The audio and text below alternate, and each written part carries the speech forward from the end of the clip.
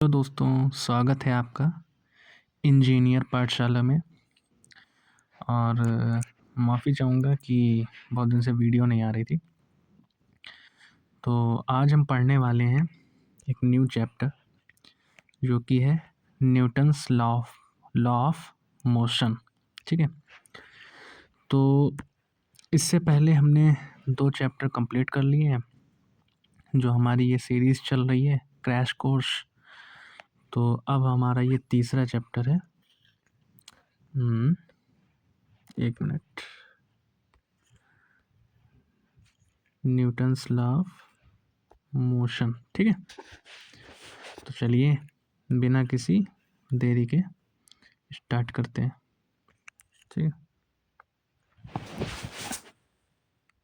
अगर अभी तक आपने हमारे चैनल को सब्सक्राइब नहीं किया है तो चैनल को सब्सक्राइब कर लें, लाइक करें, शेयर करें और अपने दोस्तों तक इस वीडियो को शेयर कर दें ताकि उनको भी इससे कुछ मदद मिल सके।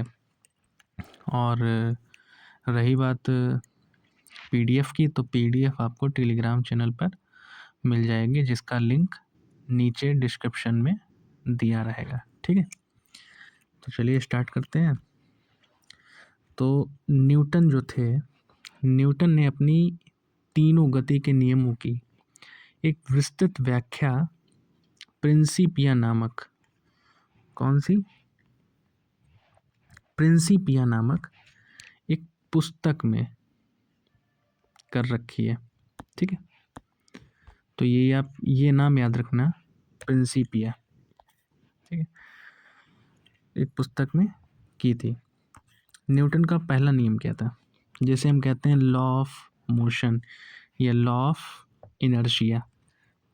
इसके अनुसार किसी भी वस्तु की अवस्था को परिवर्तित करने के लिए बाहर से असंतुलित बल लगाने की आवश्यकता होती है।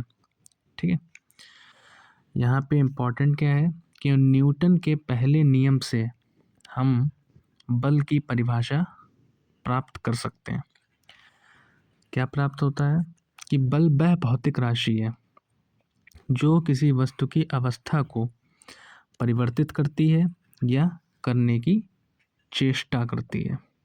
ठीक है, तो जो न्यूटन का फर्स्ट लॉ ऑफ मोशन था, जिसे हम लॉ ऑफ इनर्शिया यानी कि जड़त्व का नियम भी कहते हैं, इसके अनुसार या तो गति का नियम कह लीजिए या जड़त्व का नियम, यानी कि इसके अनुसार किसी भी वस्तु की अवस्था को अगर आपको परिवर्तित करना है तो आपको बाहर से एक क्या लगाना पड़ेगा, एक असंतुलित बल लगाना पड़ेगा।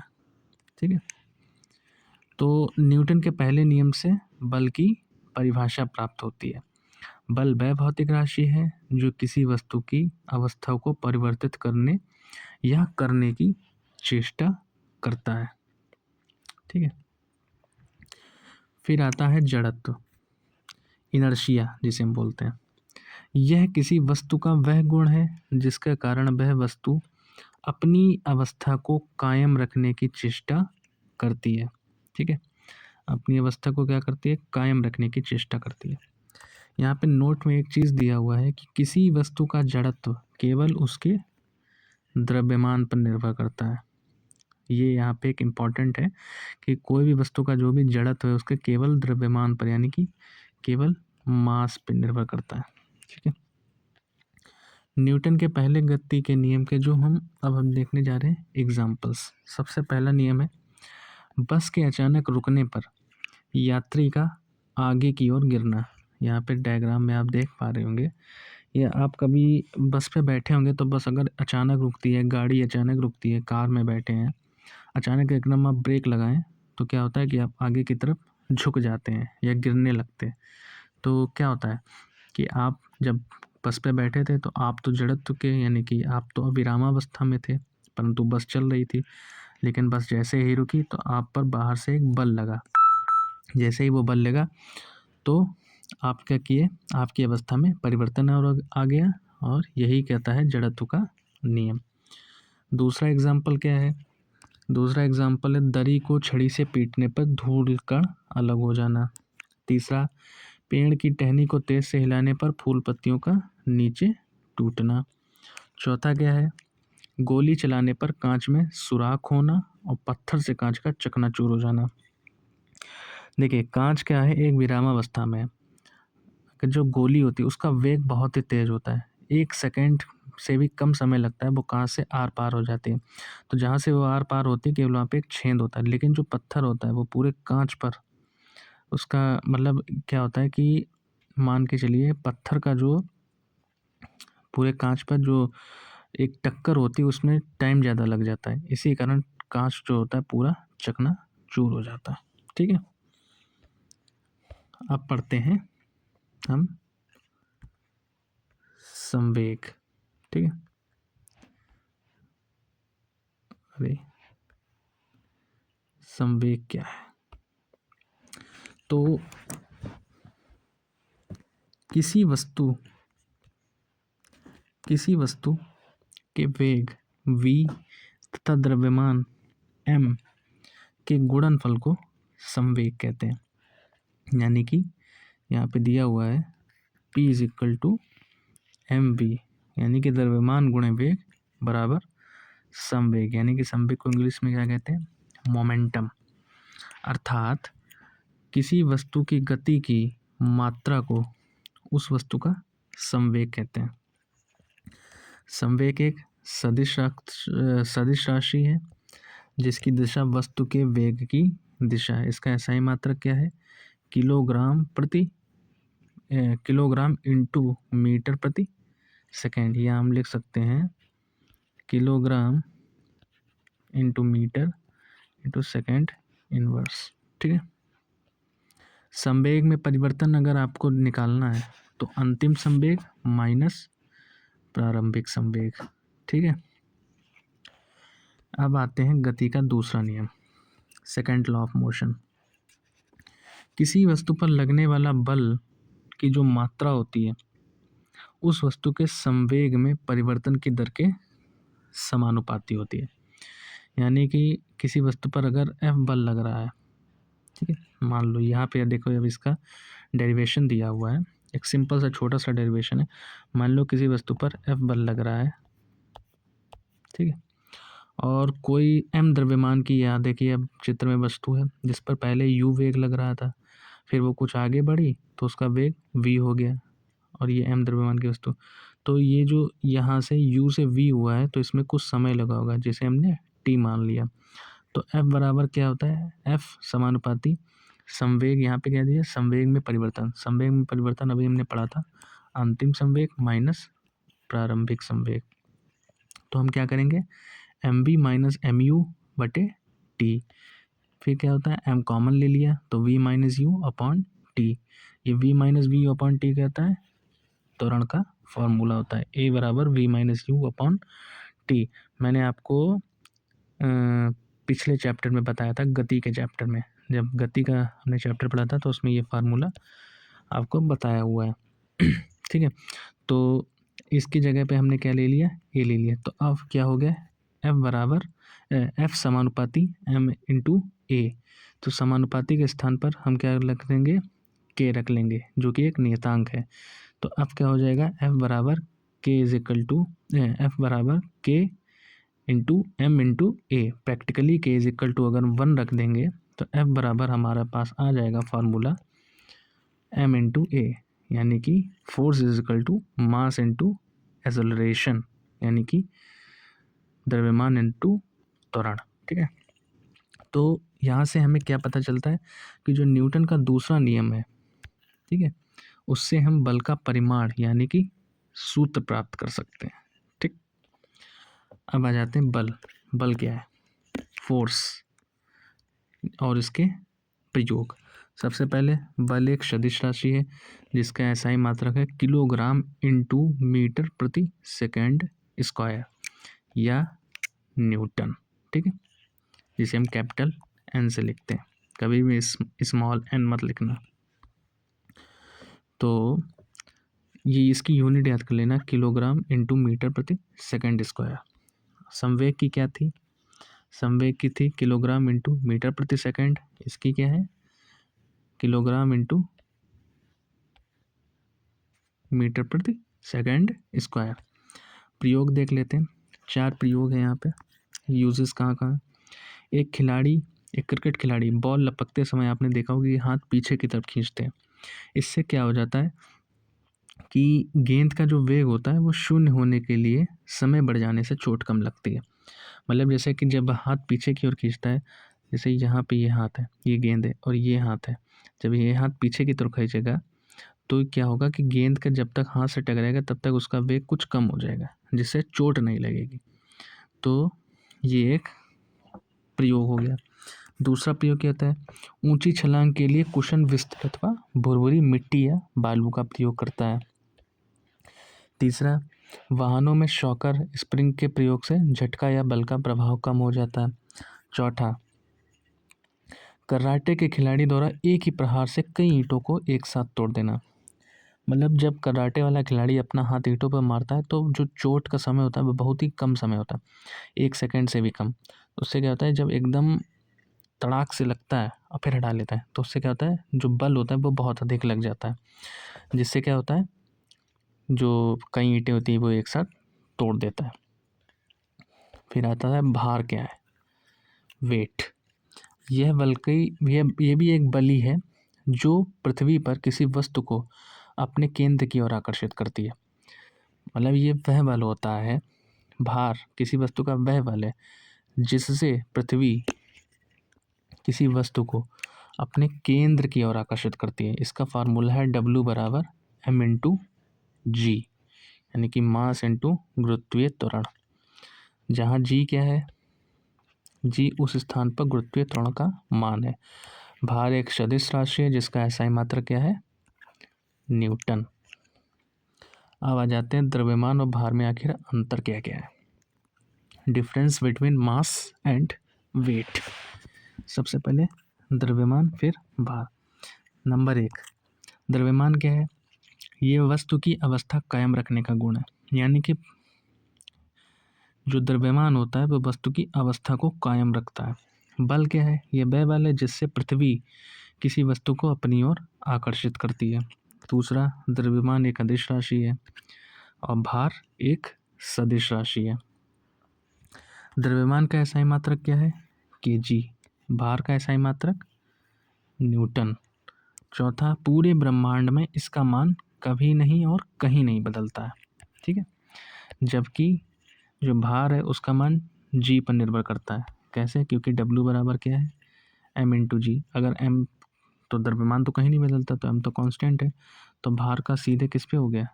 भार समानुपाती जी। ठीक है, जी अगर बढ़ेगा तो भार भी बढ़ेगा। ठीक है, तो इसका मान जी के अनुसार अलग अलग स्थानों पर होता है। जैसे कि पोलर्स पे, पोलर जो हमारे पोलर हैं, नॉर्थ पोल साउथ पोल, उन पे गुरुत्वीय त्वरण अधिक होता है तो वहाँ पे भार भी आपको अधिक देखने को मिलेगा। और जो विषुवत रेखा है उस पे गुरुत्वीय त्वरण कम होता है तो वहाँ पे भार कम होगा। अब यहाँ पे दिया हुआ है लिफ्ट में व्यक्ति का भार, weight of a person in a lift. तो जहाँ लिफ्ट ए का त्वरण, ए जो है लिफ्ट का त्वरण है, तो W बराबर mg प्लस माइनस ए। ठीक है, अब प्लस माइनस कैसे लेना है वो हम आगे देखते हैं। अब यहाँ पे कितने केस हैं? 4 केसेस हैं। ठीक है, सॉरी 5 केसेस हैं। तो इन 5 केसेस को हम पढ़ते हैं वन बाय वन। सबसे पहला केस, जब लिफ्ट समान वेग से ऊपर या नीचे जाता है। मतलब जैसे कि आप लिफ्ट में बैठे, समान वेग से ऊपर जा रहा है, मान लो उसका वेग है 5 मीटर पर सेकंड, तो उसी की रफ्तार से ऊपर जा रहा है, उसी की रफ्तार से वो नीचे आ रहा है। इसमें क्या होता है कि जो त्वरण होता है, वेग में परिवर्तन हो नहीं रहा है, तो त्वरण क्या है? 0 है। तो त्वरण का जब मान हम इसमें 0 रखेंगे तो W बराबर क्या हो जाएगा? mg हो जाएगा। अर्थात व्यक्ति के भार में कोई परिवर्तन नहीं होता है। ठीक है। केस 2 क्या है?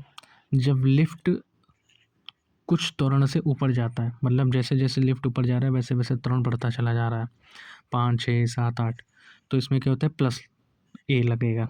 W बराबर mg प्लस ए, अर्थात व्यक्ति को अपना भार क्या हुआ, बढ़ा हुआ प्रतीत लगेगा। जैसे जैसे ऊपर तेजी से जाएगा व्यक्ति को अपना भार बढ़ा हुआ प्रतीत होगा। फिर आ जाता है नंबर 3, केस 3, जब लिफ्ट किसी त्वरण से बहुत ही स्पीड से नीचे आ रहा है, मतलब पहले 5 से 6 7 8 8 एकदम एकदम धड़ाके से नीचे आ रहा है, तो W बराबर एम जी माइनस ए, माइनस लगेगा यहाँ पे क्योंकि नीचे आ रहा है। अर्थात व्यक्ति अपना भार कैसा प्रतीत करेगा, घटा हुआ प्रतीत करेगा। ठीक है। अब आता है केस नंबर 4, लिफ्ट की रस्सी टूट जाती है और लिफ्ट स्वतंत्र रूप से नीचे गिर रही है, मतलब एकदम स्वतंत्र रूप से, तो जो उसका त्वरण होगा वो गुरुत्वीय त्वरण के बराबर हो जाएगा, यानी कि 9.8 या 10। तो W बराबर, हम जब एक ही जगह पे G रखेंगे तो G इज इक्वल टू 0, यानी कि आंसर आ जाएगा 0, यानी कि जो व्यक्ति है उसको भारहीनता का अनुभव होगा, यानी कि व्यक्ति का भार 0 हो जाएगा या भारहीनता का अनुभव होगा, मतलब बिल्कुल होगा ही नहीं। ठीक। अब आ जाता है केस नंबर 5, जब लिफ्ट त्वरण से नीचे जाता है और ए का मान G से ज़्यादा हो जाता है, यानी कि G जो गुरुत्वीय त्वरण है उससे भी ज़्यादा हो जाता है ए का मान, तो क्या होगा, W बराबर एम जी माइनस ए, तो आ जाएगा निगेटिव में मान, क्योंकि ए का मान बड़ा है G से, G छोटा है तो ये निगेटिव में चला जाएगा। अर्थात व्यक्ति लिफ्ट के फर्श को छोड़ देगा और उसको छत से अटक जाएगा, जैसा कि डायग्राम में देख रहे होंगे। ठीक है। तो ये पांचों केस आपको समझ में आएंगे, बिल्कुल सिंपल है। अब आ जाते हैं न्यूटन के गति का तीसरा नियम, थर्ड लॉ ऑफ मोशन। इसके अनुसार जब एक वस्तु दूसरी वस्तु पर बल लगाती है तब दूसरी वस्तु द्वारा भी पहली वस्तु पर तात्क्षणिक बल लगाया जाता है। यह दोनों बल परिमाण में सदैव समान लेकिन दिशा में विपरीत होते हैं। इसका तात्पर्य है कि बल सदैव युगल रूप में होते हैं, मतलब जब आप किसी पर बस बल लगाएंगे तो वो उधर से भी आपको विपरीत दिशा में आपके ऊपर बल लगेगा।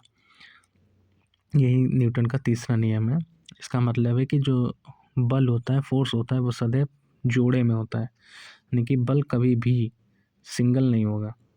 अगर आप किसी पे बल लगा रहे तो उधर से भी कुछ ना कुछ बल लग रहा होगा, यानी कि बल क्या होता है, जोड़े में होता है।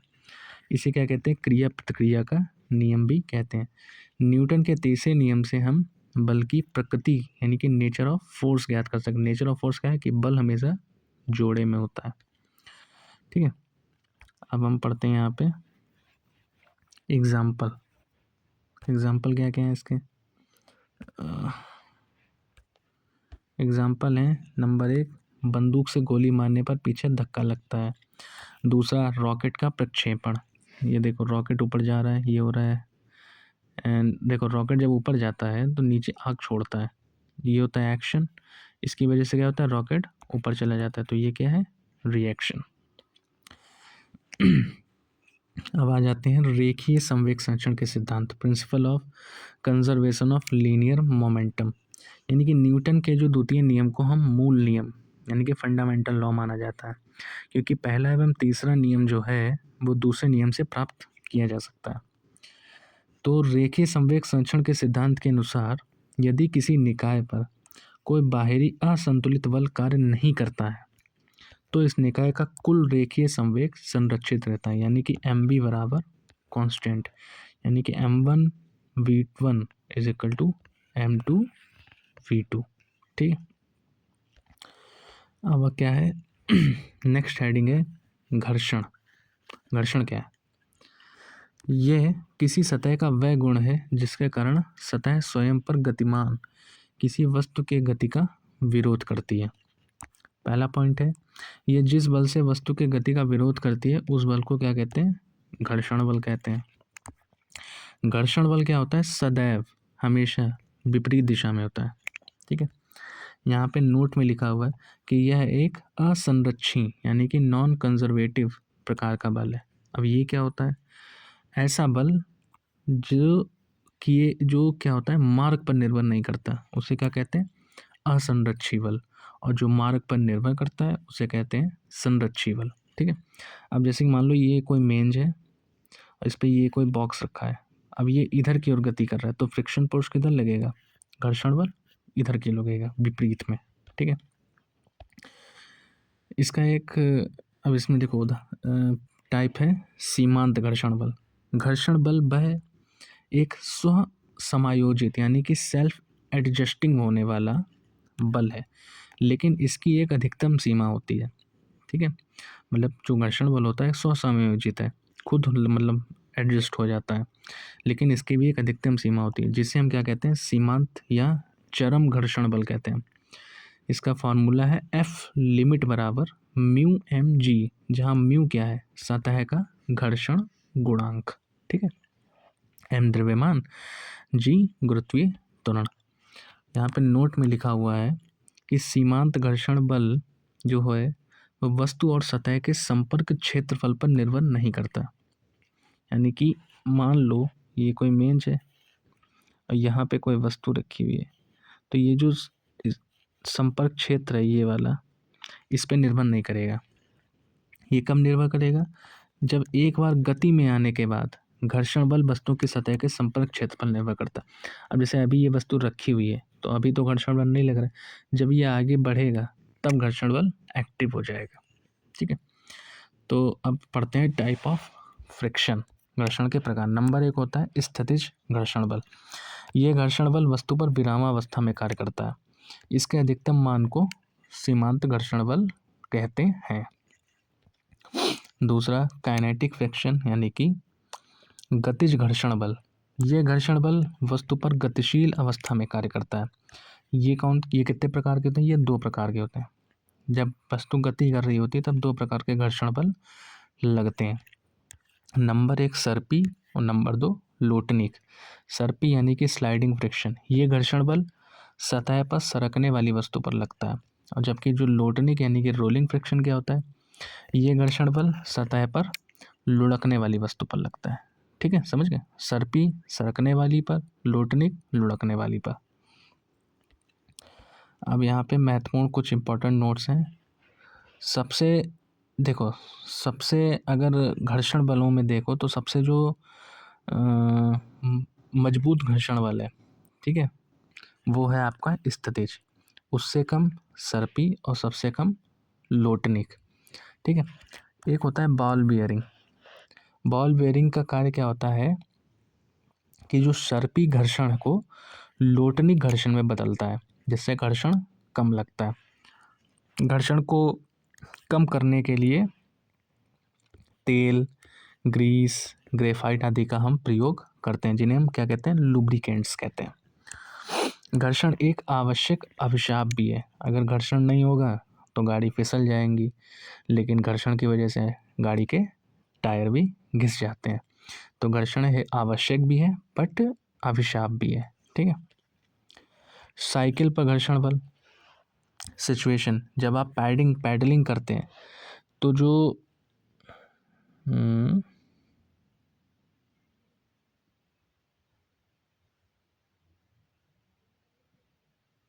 ये इम्पोर्टेंट नहीं है, ठीक है, ये एक्स्ट्रा आ गया है, इसको नहीं पढ़ना है। ओके, इतना कोई ज़रूरी नहीं है। तो आई होप आपको यहाँ तक समझ आ गया होगा कि घर्षण बल क्या है। ये एक बात हमेशा याद रखना कि जो गतिज घर्षण बल है, स्थितिज घर्षण बल, ये सबसे अधिक होता है, मतलब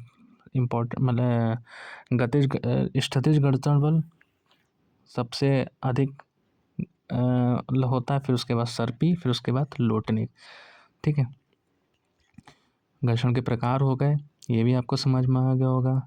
सीमांत घर्षण बल क्या कहते हैं, ठीक है, और न्यूटन का घर्षण क्या कहता है। ठीक है, सीमांत घर्षण बल का ये फार्मूला एफ लिमिट बराबर म्यू एम जी, जहाँ म्यू क्या है, सतह का घर्षण गुणांक है। रेखीय संवेग संरक्षण का सिद्धांत, एम बी बराबर कांस्टेंट, यानी कि m1v1 is equal to m2v2।